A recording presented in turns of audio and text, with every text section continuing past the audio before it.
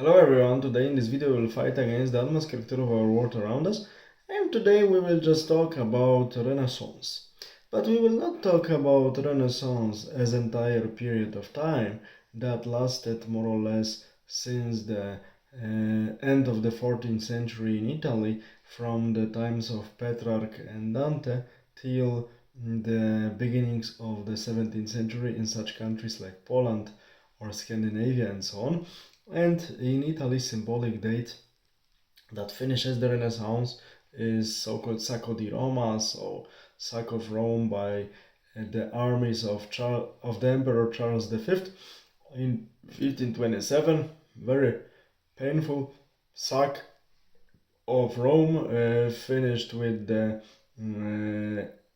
with the plundering, and many of Rome inhabitants were slain, mainly by German mercenaries, and so on and so on. So, end of the Renaissance in Italy was quite tragic, and of course, not long before formed papal Swiss Guard gave really a lot of blood in the defense of the Pope and papal possessions, and almost all Swiss Guards were dead. This is the darkest day in the history of the Swiss Guard, and those days it was still young formation.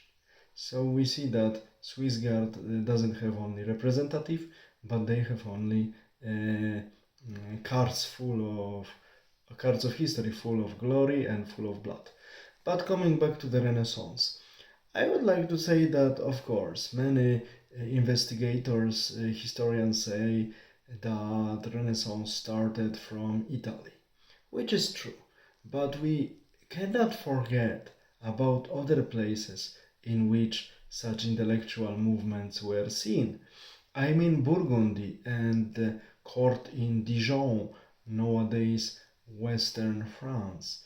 Those days it was Burgundy, independent state, with high culture, great organization, and great army.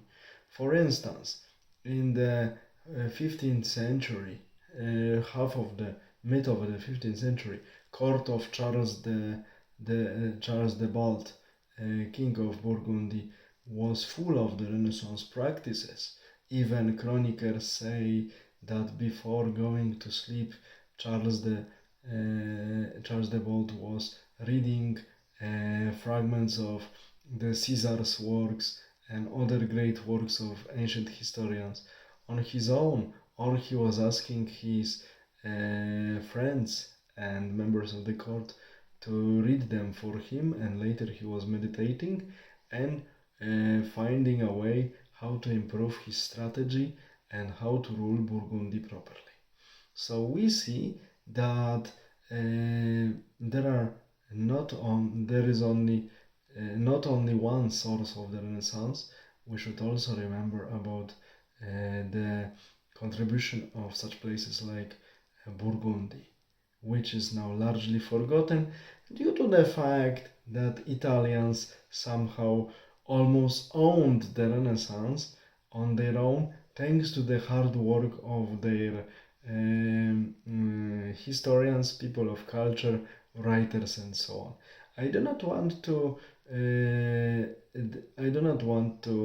take anything away from Italians, from their achievements, from their contributions, but we need to be fair that Italy is not the only source of Renaissance.